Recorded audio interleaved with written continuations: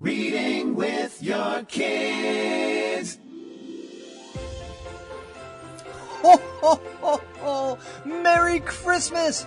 Hi, my name is Jedley, and this is the Reading with Your Kids podcast, a special Christmas edition of the Reading with Your Kids podcast. We are coming to you from the beautiful and snow-covered neighborhood of Reedville in the southwest corner of Boston, Massachusetts. We are so delighted that you are celebrating Christmas with us. Thank you so very, very much.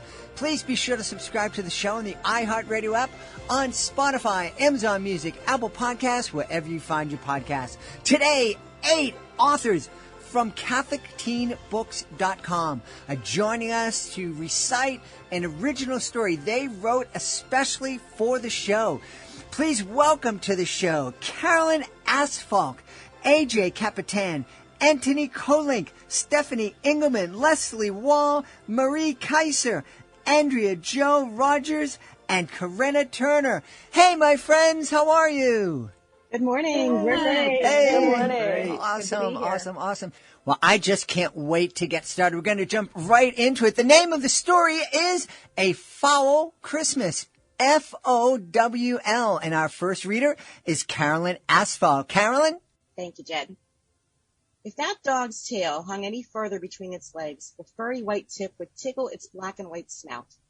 The year-old beagle slunk through the doorway to the living room, its nails tapping on the hardwood. Finding a patch of sunlight, it flopped onto the floor, chin resting on its paws. I sighed. Poor Snoopy. He hadn't meant to send our family's life into chaos, but here we were, and he knew it. Somehow he knew it. Life had already been crazy. Since Dad's dream had died, his Peruvian restaurant going belly up in the wake of COVID shutdowns and staffing shortages, Mom had taken a new job, one that took her away for 10 days of training, halfway across the country. At home, Dad's moping, understandable, but still moping, took a turn when Snoopy, agitated yet again by the neighbor's propensity to shoot off bottle rockets for what my little brother Blake called no random reason, got underfoot and sent Dad down, hard, to the tune of 2 broken bones. Derek, did you feed the chickens? Dad bellowed from his lazy boy recliner where his foot rested, elevated above his chest. I groaned, softly, so Dad wouldn't hear. His Peruvian chickens, the bane of my teenage existence as of late. Did I mention we're not Peruvian? I'm a 4th-generation Minnesotan. Anywho, doing it now, Dad. I grabbed my zip-up hoodie from the back of the kitchen chair where I'd left it, slipped it on, and pushed open the door against a cold, stiff breeze. I shivered, rubbing my arms uselessly, then jogged to the shed where we stored the chicken feed. As I flung feed to the poultry, I imagined the Christmas feast only 3 days away. I smiled, picturing Mom's extended family descending on our house Christmas Day, dragging sacks of wrapped presents and balancing tins of homemade cookies. Mom had 4 sisters and 2 brothers, all with a bunch of kids. All but 2 families lived within about 100 miles or so, and we rotated the celebration, the feast, from home to home. This was our year. Based on the texts Mom had sent, cutting things close with her work trip was making her anxious. She always got that way, though. She'd get within a hair's breadth of panicking, and then everything would magically come together. The glazed ham, the candied yams, the homemade dinner rolls, Grandma's recipe, and whatever green stuff she felt obliged to serve alongside it all. A hen clucked at my feet, then skittered off as a larger bird nipped at her. I returned the feed to the shed and dashed back inside, eager for the warmth. I kicked off my tennis shoes, aiming at the mudroom, and sauntered toward the living room. Dad's voice sounded from the lazy boy. Mom was supposed to call before she boarded the airplane. It was a little early, but maybe her flight had gotten moved up. I rounded the corner to see Dad sitting up, gimpy leg extended in front of him. Ah, geez, Rhonda, what a mess. Dad ran a hand through his thinning hair. That's not going to work. How can I? Mom must have cut him off. She did that sometimes when she was anxious, just rolled right over what someone else was saying, like she had to get her thought out or else. I know it's not your fault. Yeah, I'll call Jody. We'll have to move it. Dad eased the chair back, resigned. They'd better not be talking about the Christmas feast and pawning it off on Aunt Jody. It was our year. I didn't know what was happening on the other end of that call, but we were hosting Christmas this year. Airport drama, broken leg, whatever. I'd do it myself if I had to, and enlist Blake. Part 2 by A.J. Capitan. Dad, I eased my way into the living room. What's up with Mom? Dad sighed. Flight canceled. Something about a sick pilot. I'm going to have to ask Aunt Jody to host the Christmas feast this year. He tapped his phone and scrolled through his contacts. Wait, I stepped in front of him. Can't Mom take another flight? At this time of year? Dad let out a humorless chuckle. You do know it's Christmas in 3 days, right? All the flights are booked. Your mom's looking at taking a long train ride home, and the next one of those doesn't even leave until tomorrow. But she'd still make it home in time for Christmas, right? I mean, if we got everything ready, decorated the tree, cleaned the house, prepared all the food, we could still do it. Derek, your mom didn't even have time to do the food shopping before she left. He gestured to his leg. And I'm certainly not going to be driving to a store in the near future. Ugh, and I only had my learner's permit. Why did my birthday have to be in January? If it had been a month earlier, I'd have my provisional license by now. There's got to be a way, Dad. Blake and I have been looking forward to our turn to host for years. Just give me some time to think of something. Promise me you won't call Aunt Jody yet. I appreciate your enthusiasm, Derek, but if your aunt is going to host, she's going to need time to do some food shopping too. Just 1 hour, Dad. Just give me an hour. He set his phone down on his lap. This had better be a good plan.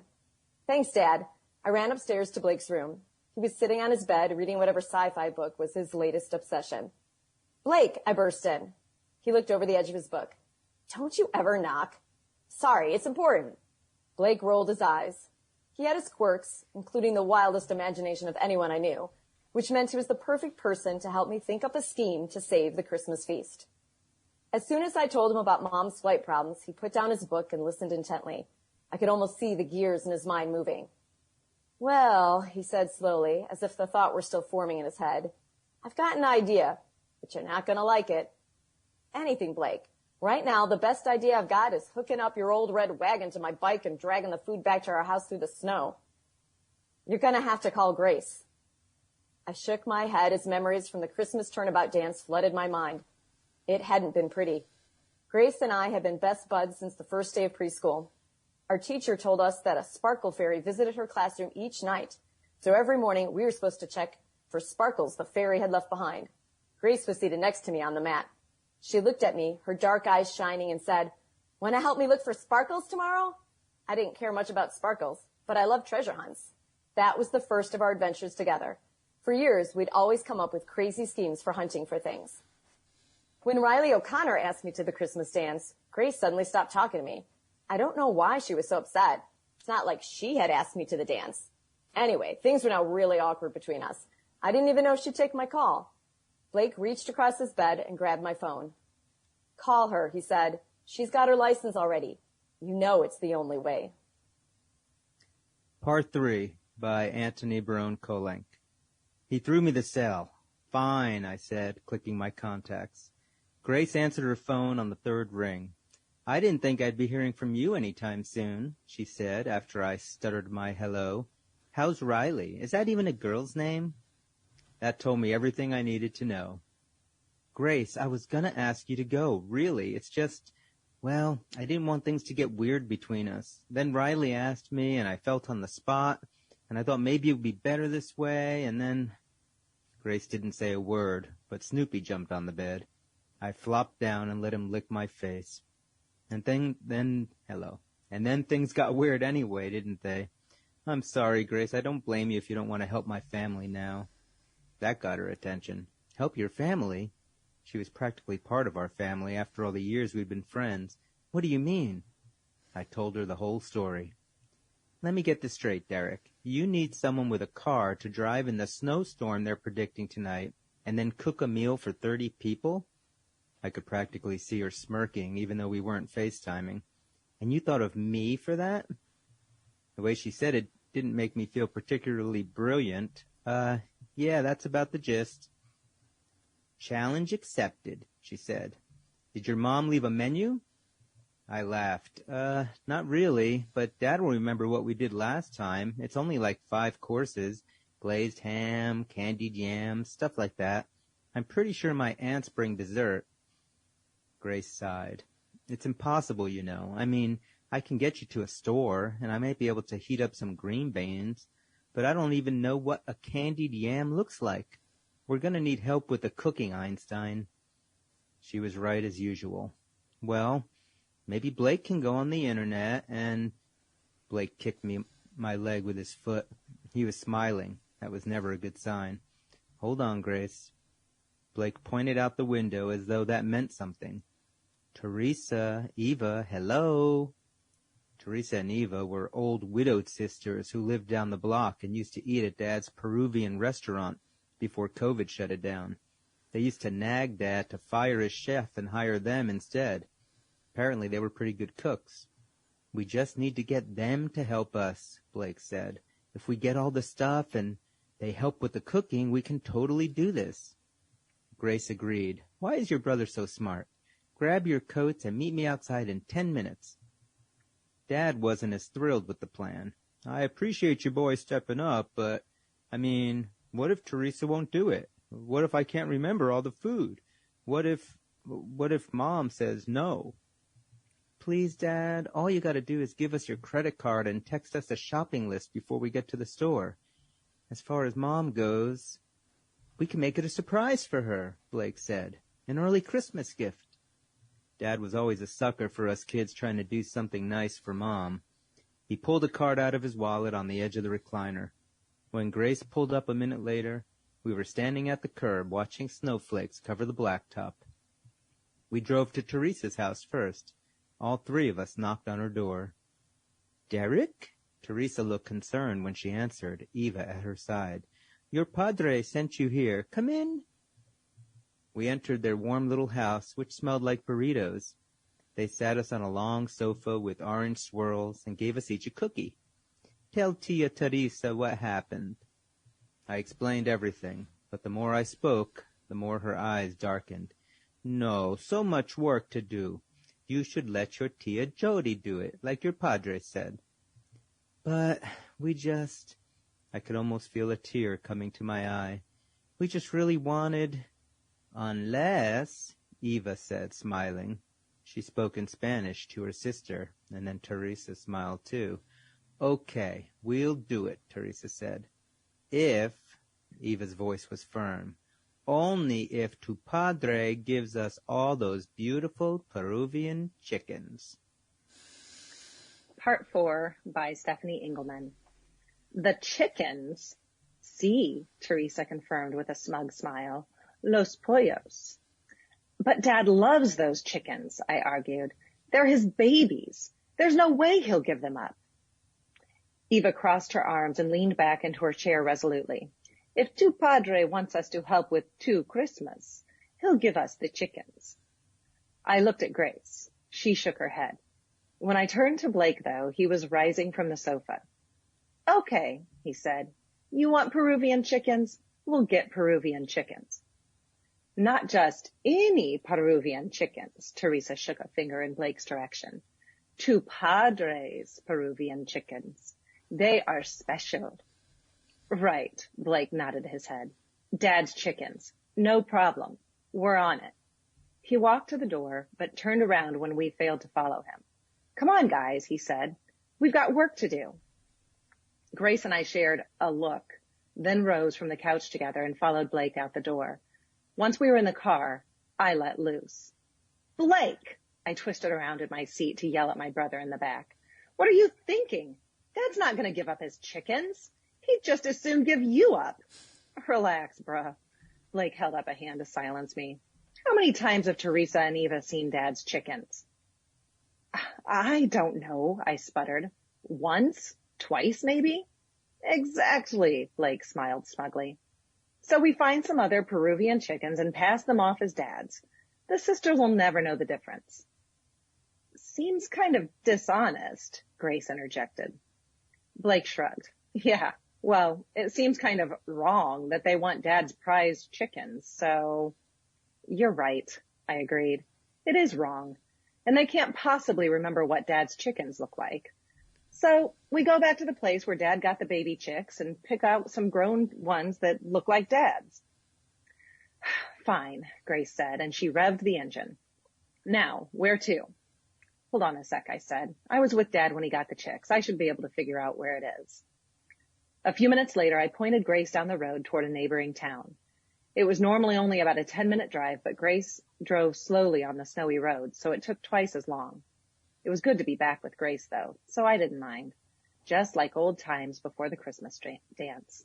We talked about our semester finals, the kid in algebra that got caught cheating off Grace's exam, and the principal's near meltdown during the end of semester all-school gathering. Turn here, I directed, looking at the map on my phone. We'll go about another mile, and then we should see the sign for the chicken farm. Grace negotiated the corner, hands tightening on the wheel. Derek, she said as she came out of the turn, I have to tell you something. I turned in my seat to try to read her expression. She chewed on her bottom lip and tears shimmered in her eyes. What is it? I urged. I'm sorry I haven't told you sooner, Grace said, eyes trained on the road in front of her.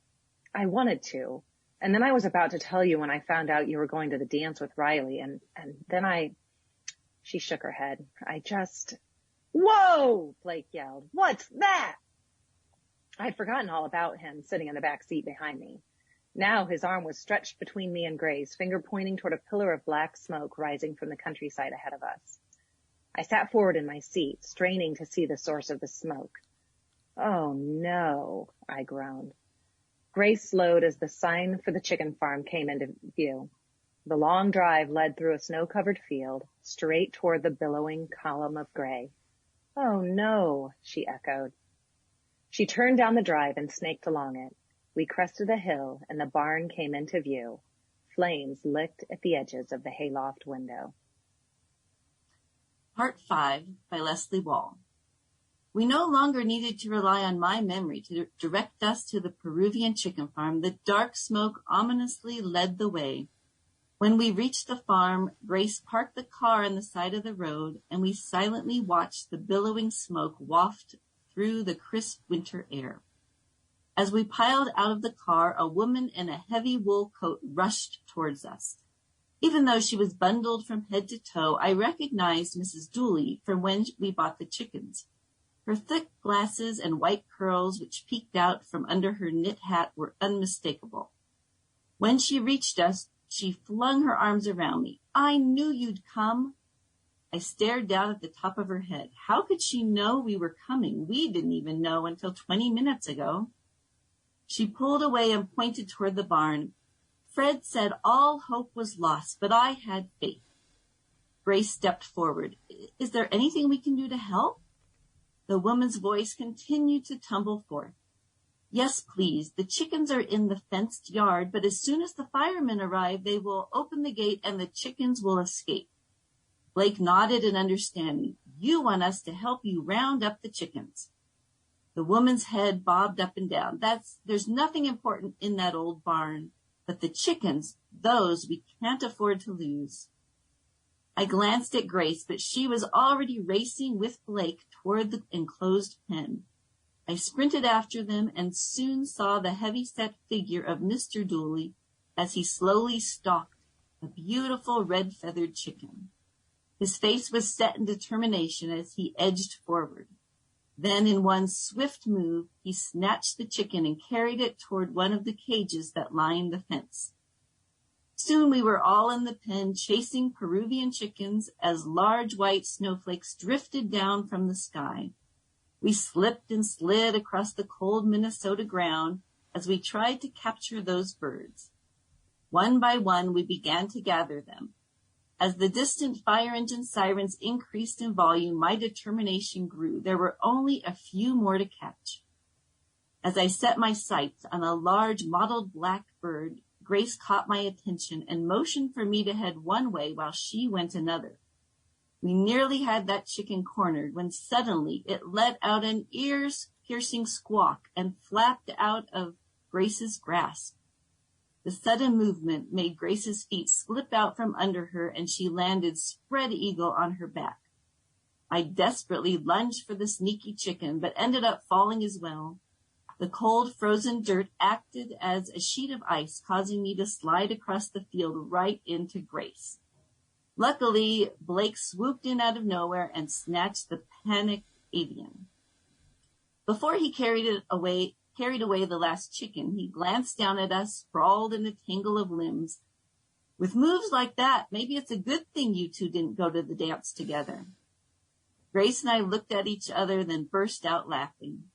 It felt so good to be laughing again with Grace. I'd really miss hanging out with her.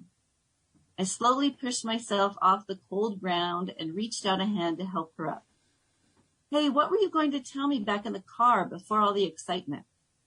She opened her mouth to say something, then her gaze focused behind me. I turned to see Mr. and Mrs. Dooley walking toward us. Behind them, the firemen unreeled their hose and trudged through the gate with all their gear. Mrs. Dooley had been right. All the scared chickens would have escaped and scattered if we hadn't rounded them up. Mr. Dooley offered a smile of gratitude. Thank you, kids, for your help. His gaze narrowed on my face. You and your father bought some chickens from us a while back, right? I nodded. Yes, sir. He rubbed his whiskery chin. I know this is a lot to ask, but do you think your father would mind watching a few of our chickens over the holidays? We obviously can't house them in the barn, and we can't keep them in our home. His wife gave him a nudge. See, I told you God would answer our prayers. He brought these children right to us when we needed them most. I glanced at the cages full of squawking chickens. We came for chickens, but not that many. Dad would go ballistic if we brought home all those extra chickens when we were about to host a huge family dinner. But how could we possibly say no if we really were the answer to their prayer? So that's how we ended up driving back toward town with 2 cages full of Peruvian chickens. Section 6 by Marie Kieser. It was already getting dark by the time we got all the chickens loaded into the trunk. Snowflakes swirled in the headlights, but the roads weren't too bad yet. So what was it you wanted to tell me? I asked as we got back on the main road into town. Grace took a deep breath and looked at me, then quickly refocused on the road. I was desperately curious about what Grace had to tell me. Whatever it was seemed to have her pretty upset. My dad lost his job, she said finally, in a cold, flat voice. I'm sorry. Well, that stank. My dad lost his restaurant, and if her dad was as upset about his job as my dad was about his business, at least her dad would qualify for unemployment, I imagined. Is he pretty upset? I asked. No, not so much. She sniffled, and I realized she was crying again. It's not that. You see, he's looking for a new job, and there aren't any jobs like that around here. So we're probably going to have to move before the end of the school year. She sniffed again. Oh. Now it made sense. Grace's entire life was here. Her friends, her school, me. She'd even landed a major role in the spring play, and now she was leaving? I'm so sorry, I said again, not knowing what to add. She sniffed again and pulled into the supermarket parking lot. Blake handed her a box of Kleenex he'd found in the back seat. Hey, at least I'm here for Christmas. She blew her nose and tried to smile. So, let's go buy food for 30 people. I looked at the phone to see what my dad had sent the list. Whew, I whistled. I think we're going to need 2 carts. Despite Grace's sad news, we had fun shopping, and we were all laughing as we piloted 2 loaded carts back to the car. Grace popped the trunk, and I opened it, ready to load up our haul, when I was greeted by a muffled clucking. This isn't gonna work, I said, and we all dissolved into laughter again. Eventually we got everything in, putting the last bag on Blake's lap. The snow crunched underfoot as we carried the chickens to the coop and let them in. They fluttered their wings sleepily and settled down, and we went to bring in the groceries. Your mom called, Dad shouted from the living room as we dragged in the first batch of groceries. She got a train ticket. She's supposed to arrive at the train station in town here early Christmas morning, and she's planning on getting an Uber from there. Now, of course, the train is usually late, but great. At least Mom should be back in time before the relatives arrived. Maybe she'd even be there to help put the finishing touches on dinner. Dad's gaze shifted behind me to where Grace and Blake were dragging in yet another load of groceries. So, you got Teresa and Eva to say they'd cook? Yeah, so about that. They said they'd cook dinner if they could have your chickens, Blake called out from the kitchen. He believed in ripping Band-Aids off quickly. What? My dad roared. Hey, it's not as bad as it sounds, well... What happened? He sighed in a resigned sort of way. So, they said they wanted your chickens, but Blake thought if we could just get some similar chickens at the chicken farm, So we drove out to the chicken farm, but the farm was on fire, Blake shouted helpfully from the kitchen. What? Dad gave me a puzzled look. Yeah, the chicken farm was on fire, so we helped them catch the chickens, and then they asked us to take some home with us since they didn't have a barn anymore, so we did. Dad seemed to be trying to decide whether to believe me or not. So, how many chickens do we have out there now? 18. His jaw dropped. 18? I grinned nervously. I'd better start getting home now, Grace said, before the roads get any worse. Well, my dad said after we'd all thanked Grace and she was on her way, I guess we're stuck with it now. There's no way we're going to be able to eat 20 pounds of yams and 3 hams all by ourselves. I just hope it works. We ate a dinner of frozen pizza, and then Blake and I got out the tree and the lights and started decorating. Derek! My dad's voice woke me up out of a sound sleep. I glanced at the clock. Only 7:30. What's that sound? What sound? I asked. I hadn't heard anything. Did you bring roosters home with you last night? Had we? I hadn't checked. But there it was. Something was crowing in the backyard. You know we can't have roosters in city limits. I groaned. It's just for a few days. It should be fine, right? I sure hope so. I buried my face in my hands. This wasn't going like I'd imagined it. Still, like my dad had said, we were stuck with it now, and I might as well get sleepy-headed Blake up and start doing some more cleaning and decorating. After all, Teresa and Ava would help with the cooking. At least that couldn't go wrong. We vacuumed, dusted, swept, did laundry, washed dishes, and hung lights. By mid-afternoon we were exhausted and decided to join Dad in the living room for a movie break. We just sat down when the doorbell rang. Blake and I went to get the door. Teresa and Ava were there, each holding a large pan. Make that 2 large pans. Here's the tamales, Teresa said, handing me the pans as I opened the door. We just finished them up. Ava followed her in and handed her pans to Blake. The bottom one is the panetones, and on the top is the salsa verde. You guys enjoy. We're off to Iowa now to see our brother. We'll get the chickens when we come back. Merry Christmas. They walked out, leaving Blake and me staring. Tamales? What was that? Dad called from the living room. I think I may have forgotten to tell them what I broke off as the doorbell rang again. I set my pens down on the counter and opened the door. Hello, said the police officer on the doorstep. Are your parents home? We just got a call about a noise violation at this address. Right on cue, one of the roosters started crowing. Part 7, Andrea Jo Rodgers. My stomach flip-flopped. When we agreed to take the chickens, we thought we were simply helping out. It didn't occur to me that we might be breaking the law.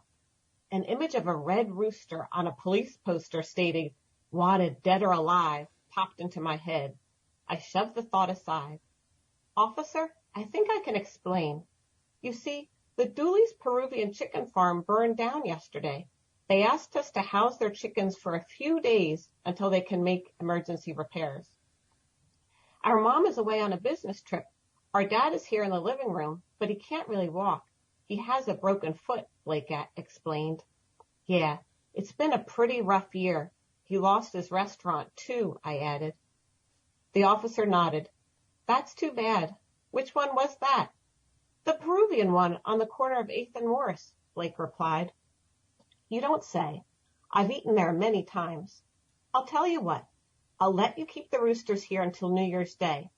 Just do me a favor and try to keep them as quiet as possible, the police officer said, and have a Merry Christmas. I breathed a sigh of relief. Thank you. You too. As I closed the door, my mind turned to Grace. I thought back to yesterday when I landed on top of her at the chicken farm. The memory made me feel warm all over. I wish I'd asked her to the Christmas dance. I've always thought of her as my best friend, but now I started to daydream about what it might be like to take our friendship to the next level. Of course, now it was too late. Soon Grace and her family would be gone. Blake interrupted my thoughts. We didn't just forget to tell Teresa and Eva that we wanted to have glazed ham and candied yams. We must not have told them how many people are coming. There aren't nearly enough tamales to feed everyone. We're still going to have to make the ham. I noticed that too. Dad said he could probably talk us through making the ham, but he's not up to trying to explain to us how to make the candied yams and bread. Just then, my cell phone buzzed with a text from Grace. Hey, wondering if you and Blake want to join my mom and me. We're going to spend a few hours volunteering at the soup kitchen. Today was December 23rd, still 2 days until Christmas. I figured we wouldn't start trying to make the fresh dinner rolls or candied yam until tomorrow. Sure, I texted back. An hour later, Mrs. Stevens and Grace picked us up. A light snow dusted the ground, hinting at the promise of a white Christmas. Isn't there a saying about how a white Christmas will make your wishes come true? The soup kitchen manager, Mr. Jackson, met us at the door. I'm so appreciative of your help. We have so much to do to get ready for Christmas Day. We're much more than just a soup kitchen, you know. We serve breakfast, lunch, and dinner here. His wife, Mrs. Jackson, shook our hands. It's terrific to have young folks help us. You know, we've worked here for 30 years, but we'll be officially retiring in February. So if you know of any chefs with restaurant experience who are interested in a fulfilling place to work, please let them know about us, she said. Blake and I exchanged looks. This place would be perfect for Dad. Of course, he could add a Peruvian twist to the menu. We might know someone, Blake said. Terrific. Here's our card. Just have the person send us a resume, Mrs. Jackson replied. How can we help you today? Mrs. Stevens asked. We're preparing for our Christmas Eve feast. We're making glazed hams, candied yams, and dinner rolls, Mr. Jackson said. Did I hear right? That's exactly what we need to learn how to make. Christmas magic must be in the air. Grace took a step closer to me and our shoulders brushed. I smiled and tentatively slid my fingers into hers. She looked into my eyes and squeezed my hand. I couldn't help but notice that her hand fit in mine just right. Okay, everyone, let's get to work. Follow me, Mr. Jackson said, leading us into the large kitchen. Part 8 by Corinna Turner. Our assistant, Sue, can get you kids started with the yams. Mr. Jackson strode to a huge wall fridge and opened the door. And maybe your mum could... He broke off, staring. What the... Honey, where's the food? Mrs. Jackson looked around. Where's Sue? Surely she's back from the store by now. They both moved to the window and looked out into the parking lot. No, I don't see her car. Mr. Jackson pulled out his phone and dialed. Sue, where are you? How long till you get back with the food? He listened for a moment, eyes widening in horror. Okay, we'll think what to do. Stay calm. What's wrong? Mrs. Jackson hovered beside him as he lowered the phone from his ear. She can't get the food, whispered Mr. Jackson. She's been to every store, and all she's got is 3 packets of sliced ham and 2 pounds of yams. Mrs. Jackson gasped. That's not enough. We'll have 50 to feed, maybe even 60. What shall we do? Pray first, said Mr. Jackson, shakily, and then think. The old couple seized each other's hands and prayed softly, imploring God to send them the food. Now, Mr. Jackson opened his eyes again. What do we do? I exchanged glances with Blake and Grace. Our family's food? How could we? But all those poor families coming for their special meal. About that, I said. Dad was so horrified when we turned up to take the food away that it was all Blake and I could do to talk him out of calling Aunt Jody on the spot. It's still 2 days to Christmas, Dad. Grace or her mum will drive us, and they'll have restocked the stores by tomorrow. It's okay. So much for that. Now Weird visited every store, and all Weird got was 1 ham and a small bag of yams, and we were feeling lucky to have that much. Store assistants were practically laughing in our faces. Haven't you heard about the supply chain issues? Why didn't you buy sooner? What are we going to do? I said to Blake. Dad's going to call Aunt Jody. Blake stared bleakly at the back of Mrs. Stevens' driver's seat. What else can he do? We know how to cook the food now, but we don't have it anymore. It's over. Grace reached from the front seat and squeezed my hand gently. maybe it's just not meant to be. It was hard to glare at her with her hand in mine, but I wanted to. I'm sure you'll have a lovely time at your aunt's, said Grace's mum bracingly. I wanted to beg her to try another town, but she and Grace had to get on with stuff for their own family celebration. They'd ferried us around for hours already. Blake and I watched their tail lights disappear up the road, then turned to look at the house. As soon as we went in and admitted our failure, our Christmas would be ruined. Well, not really. I couldn't help remembering all those poor families tucking into our ham and yams and tamales yesterday. Our Christmas would still be pretty darn good compared to some of theirs, I'd bet. But it wouldn't be the Christmas we'd been looking forward to for years. Lord, is this one of those unwelcome lessons about your will being better than anything we could come up with that Father Pat was talking about last Sunday? Because I was really hoping it was one of the ones about how the Lord provides everything. Apparently not. Oh, come on, said Blake. Let's get it over with. I was just reaching for the door when my phone rang. I pulled it out quickly. Maybe it was Grace. Nope. Unknown number. Hello? Is that Derek Cale? It's Mrs. Dooley. You kindly took some of our chickens home with you. Oh, hi, Mrs. Dooley. Yeah, our Christmas wouldn't be that bad. Our barn hadn't just burned to the ground. Your chickens are warm and happy. Is everything okay after the fire? Oh, I'm so glad. Yes, everything is okay.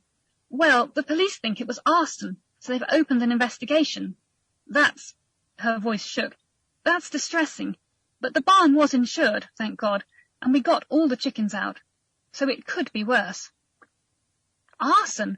Who would set fire to a barn full of live animals? And with the farmhouse so close? No, Mrs. Dooley went on. I was calling because we were going to host our family celebration this year. But my daughter-in-law says she won't have her children sleeping under our roof until the police find out who did it, and she's sure it's safe. Mrs. Dooley's voice went rather small and wobbly. And, well, our other children have all decided to go and spend Christmas with them instead, and well, we can't go because of the chickens, so... She cleared her throat hard and spoke more firmly. So we've got enough food for about 35 people. Could you use any of it? My heart leapt. Can we use any of it? We can use it all. Oh, how wonderful. Her voice wobbled again. We really won't need it, and we were so afraid it would be wasted. We'll take it on one condition, I said, my heart hurting for her. That you two come here on Christmas Day and help us eat it. Amazingly, when a fellow parishioner dropped us home after the early Mass on Christmas morning, we were on top of everything. Mrs. Dooley had helped us prepare the food the day before and had just arrived to help with the final push. The Cale clan were due to start arriving in an hour. The only thing missing was Mom, whose train had been delayed. But she should still be here by early afternoon, in time for the feast. Mr. Dooley pushed Dad out back in a wheelchair to visit his chickens and talk all things fowl, the best Christmas gift he could ask for, leaving Mrs. Dooley bustling around the kitchen happily, while Blake and I tried our best to help. Know any more about the arson? I asked, trying to fold a stack of napkins neatly. Everything had to be perfect for the feast. For Mom. The police are looking for a Mr. Fernandez, Mrs. Dooley told us, her hands flying as she beautifully arranged the hams on the serving dishes. They badly want to question him. He's come to the farm several times since he acquired the lease for a Peruvian restaurant, wanting to buy it. He seemed to think that if he could raise his own chickens on the cheap, he'd have more chance of keeping the restaurant going than the last owner. Blake and I exchanged looks. Which restaurant? Oh, somewhere in town. We've never been. We don't eat out much. Dad's old restaurant? Well, someone was going to take on the lease, I guess. We tried to explain to Mr. Fernandez that our chickens are high pedigree breeders, not meat animals, but he didn't seem to care. Oh, you know, we found a wonderful letter waiting when we got home yesterday. She blushed slightly.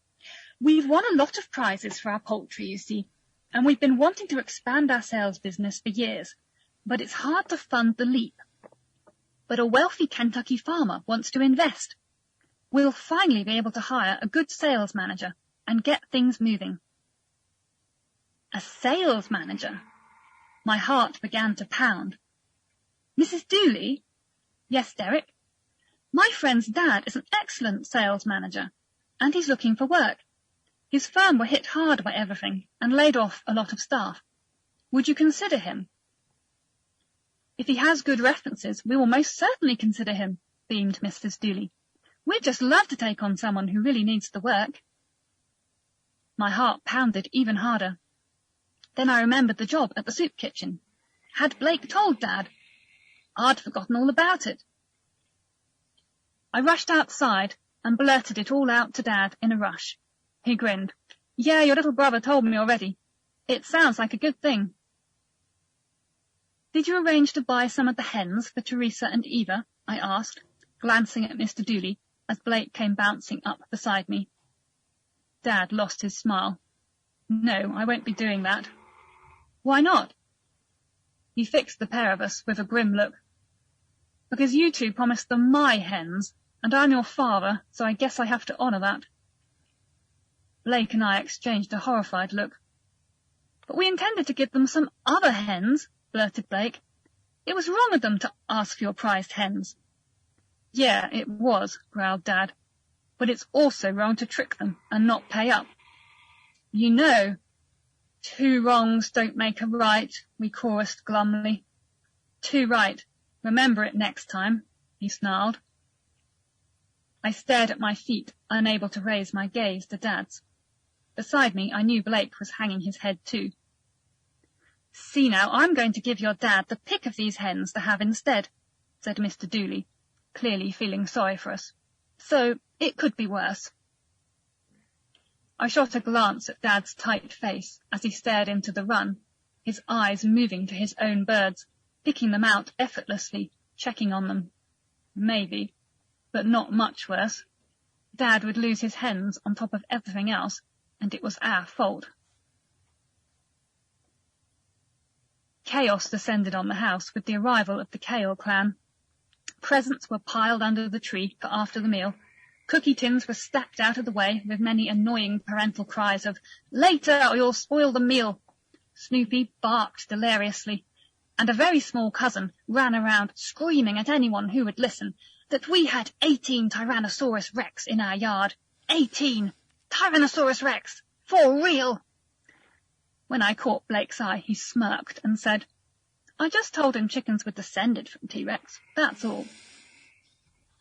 Our 4 aunts, along with Uncle Tim, who loved to cook, unfortunately, since he wasn't great at it, absorbed the unexpected Mrs. Dooley into their normal kitchen cohort with warm smiles, and soon the tables were groaning under delicious ham, yam, and every Christmas favourite eagerly anticipated by the hungry clan. Now we just needed, I'm here. Mom hurried through the door, shaking an umbrella with one hand and towing her suitcase with the other. I've just got to slip into fresh things, then we can head to Aunt... She broke off, staring into the living room, her jaw dropping open. It took a very long time for the laughter to die down. Then she hugged me and Blake about 20 times and rushed to get changed. Soon Dad was saying grace, and, finally, it was time to eat. For a moment, everything was perfect. Until Dad shot a glance out of the window into the yard and sighed. His hens. My heart sank. I exchanged a look with Blake. What could we do? Lord, you come through with everything else. This is our fault, not Dad's. Couldn't you fix it, please? Dad was halfway through carving the first ham when the doorbell rang. What the? I hurried to the door and opened it, Mum and Blake crowding behind me. 2 men in suits, flashing a badge. We're very sorry to trouble you on Christmas Day, but we're seeking 2 suspects for questioning in relation to an arson. On Christmas Day? Said Mom blankly. There's a possibility the arson was intended to take down occupied buildings. Perpetrators that show such disregard for human life cannot be allowed to get away, so unfortunately, yes, on Christmas Day. Oh, well, how can we help? Asked Mom. Do you know the current whereabouts of Teresa and Eva Fernandez? Blake and I shot a look at each other, mouths falling open. Fernandez? Isn't that the name Mrs. Dooley said? They live over there, began Mum. But they're out of town, said Blake. Gone to visit their brother, I added. They said. The detective's eyes glittered. It's the brother we want, but we suspect possible collusion from the sisters. They handed Mom a card. If you see them, please call us immediately. Oh, of course. Stunned, Mom accepted the card. As soon as she'd closed the door, Blake and I turned to each other, whooped, and hugged one another, literally dancing for glee. You two, what on earth has gotten into you? Said Mum. How can you be so happy our neighbours may have been involved in something so wicked? That sobered us up fast. The Lord really did work in mysterious ways. But something told me Teresa and Eva wouldn't be coming for Dad's hens after all.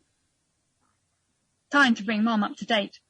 But first we must tell Dad. His chickens were safe. It was going to be a perfect Christmas after all. The end. Wow, that was fantastic. I did not see the sisters colluding in arson at all. That was really, really wonderful. What a great story. Congratulations. Bravo, my friends. Thank you all so very, very much. As I said at the top of the show, the Catholic Teen Books authors joined us last year. They created an original story. It was called Christmas Lights, and it was really wonderful. You can listen to that story by going to our archives, readingwithyourkids.com, but you can also purchase this story as an ebook to raise money for Cross Catholic. That's a really, really neat thing. So thank you, authors, for doing that. Well, we want to encourage everybody to check out that ebook. We hope maybe that A Fowl Christmas may be next year's ebook, raising money for charity. In the meantime, we want to encourage you all to visit CatholicTeenBooks.com. And of course, we also want to encourage you to visit the individual websites of our guests. Carolyn Astfalk can be found at CarolynAstfalk.com. AJ Capitan can be found at AJCapitan.com. Antony Kolenc can be found at TheHardwoodMysteries.com. Thought you knew where I was going there, didn't you? Stephanie Engleman, you can find her at StephanieEngleman.com. Leslea Wahl at LeslieWahl.com. Marie Kieser, MarieKiser.com. Andrea Jo Rodgers at AndreaJoRodgers.com. And Corinna Turner can be found at IamMargaret.co.uk. This has been a very special episode of the Reading with Your Kids podcast. We hope that you have a beautiful, blessed Christmas, a fantastic New Year, and we hope you will join us for the next episode of the Reading with Your Kids podcast.